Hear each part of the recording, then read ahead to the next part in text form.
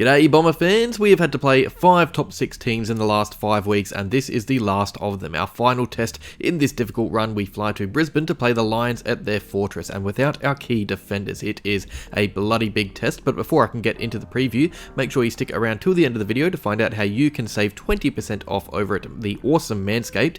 And here are the votes from our last outing against Port Adelaide. Here they are, yours and mine as always, pretty similar. Paris was obviously the standout for both of us. Zerk was up and about as well. Good to see after what Hawkins did to him the week before. Great, mature bounce back. And overall, it's Parish in the lead. Langford and Stringer keeping an eye on him behind, but lots can change. We get new vote getters every week, lots of consistent performers, so it's still anybody's game early into the year. So Brisbane at the Gabba. Historically, it's not that ominous a task. We have won 4 of our last 5 there against the Lions, but the Lions, as they are now, they are a near impossible team to play, especially at the Gabba. They are very, very dangerous at home. If I had to choose a team not to play at their home ground, it's Brisbane. They are scary good. At the Gabba this year, they have beaten Melbourne and Collingwood, 2 of the very best teams in the comp. They are yet to lose a game there this year, and they average 108 points a game. It's because of their forward line, which is going to be a real issue for us. Charlie Cameron is obviously the biggest worry there. He's kicked 26 goals this year, the 3rd most of any player. Jake Kelly or whoever plays on him will have a pure lockdown role. Attacking output doesn't matter when Charlie Cameron is around. You need to keep him quiet. And then you have the head-scratching issue of their 3-pronged key forward attack. Jack Gunston, Eric Hipwood, and Joe Danaher is also inside the top 10 for the Coleman, I should add.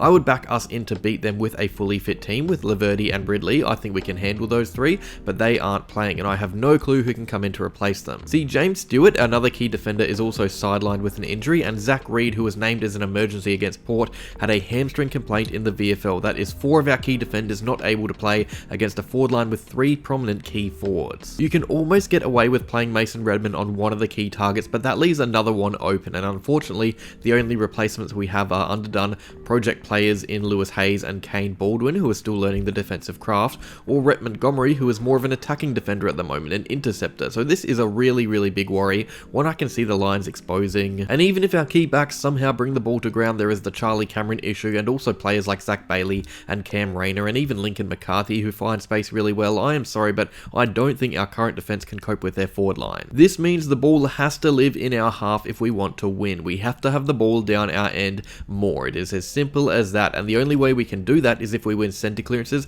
and stoppage clearances, which sucks because Brisbane rank 1st for both those stats. Centre clearances, they are 1st with 113 and we are 2nd with 112, so it's a close contest, although ours tend to be less damaging, so we not only have to get on top, but on top well. The first quarter against Port is a good example of that. We had 8-1 and owned the quarter because of how powerful the centre bounce transitions were. The glaring issue is going to be stoppage clearances. We rank dead last with 21.8 a game. Brisbane are 1st with 29 a game. It's off the back of Lachie Neale and Josh Dunkley, but also Oscar McInerney, their ruckman. He ranks 5th in the league for stoppage clearances, so Draper and Phillips, or whoever rucks with Draper, will need to stop him grabbing the ball out of the ruck and make sure Parish has his usual impact. He has the 4th most stoppage clearances in the league. And if we do get on top and on top well, we need to make sure the ball stays in our zone with our forward pressure. We lacked it a lot late against Port. Tip and Woody was lively, but aside from that, it was easy for them to transition the ball from defense to attack, so players like Davey and Menzie and Stringer really need to step up and provide a chase, or it could get ugly. And then there is our forward line, which continues to find ways to goal despite injuries around the ground. Wiedemann has been great lately, Langford too, but without them, we don't really have targets in there, aside from resting ruckmen, who may have their hands full around the ground. In fact, we only have 1 player that averages over 2 marks inside 50 per game. They have 3, and the 1 player we have is Kyle Langford, who may well play behind the ball because of how undersized we are in defense. It's a really tough call for Scott to make. He plays so well wherever he goes, Langford that is. It's hard to know what to do with him. So how do we win this game? It seems kind of impossible, but luckily for us, there may be some rain to help, but that would be a blessing and a half, because right now we look severely outgunned from a contested aerial point of view. That is what killed us against Port. It is what would kill us against the Lions, so for nature to help us there, it would be great. We need to be well on top with the contested footy. We need to make sure we win matchups. Parish needs to do more than Neale. Draper needs to do more than McInerney. Zerk Thatcher needs to do a job on Danaher or whoever he plays on. We need to make sure we win clearances both in centre bounces and stoppages and win them well. We obviously need to make sure we defend well. Our zonal system needs to be much better than it was against Port. We need to make sure they don't have the amount of inside 50s that Port and Geelong did, because they will kick a winning score and a half if they do. Our defence is too undermanned to deal with it. We need to be efficient entering our forward 50 and in front of the sticks. Wiedemann and Draper won't be able to outmark Andrews and Payne. They are 2 of the most solid solid key defenders in the league. Andrews has the 3rd most spoils in the league, Payne 13th, so they will be all over long and high entries. We need the chaos we entered with against Melbourne and the space we found against teams before that. There are a few players I think are really important for us, obviously aside from the Merritts, Drapers and Parishes.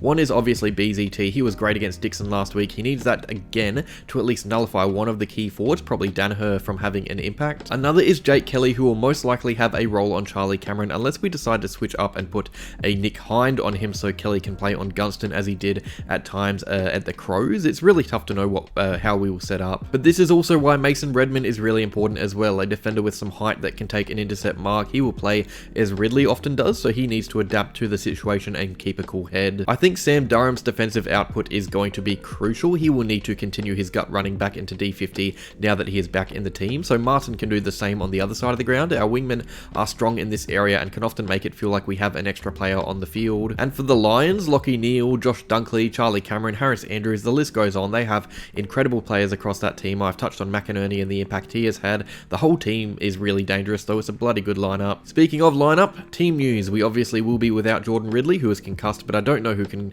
replace him. Maybe Baldwin, maybe Hayes, maybe Montgomery. It's really hard to know. We will obviously welcome back Sam Durham, as I said, who will probably come in for Davey or Menzies. Neither really did that much against the Power, and there is a slight chance we could use Nick Bryan to give Phillips a rest, but I would back in Phillips in a game this important. Changes for them, I believe Coleman had an injury complaint against Carlton, but he might be alright. He could come out of the side. I think Darcy Gardner has been getting game time back in the VFL, but probably doesn't come in because our forward line is so small. They have a pretty healthy list aside from Zorko and Rich Willie, so it should be unchanged. Can we win this game of footy? Yes. Will we win it? Probably not. Our backs are well and truly up against the wall here. I'm trying to find ways for us to win and can't really. I think this is a game that has the potential to get ugly. Not being pessimistic, simply being realistic. Brisbane are a bloody good team at home. I think they get the job done comfortably by about 35 points. So that is that. Let me know who you think will win down below, but also stay tuned to hear a word from Manscaped. Bomber fans, body grooming is important and no one helps out the old body like Manscaped, who offer a wide range of tools for your nuts, tools for your hairs,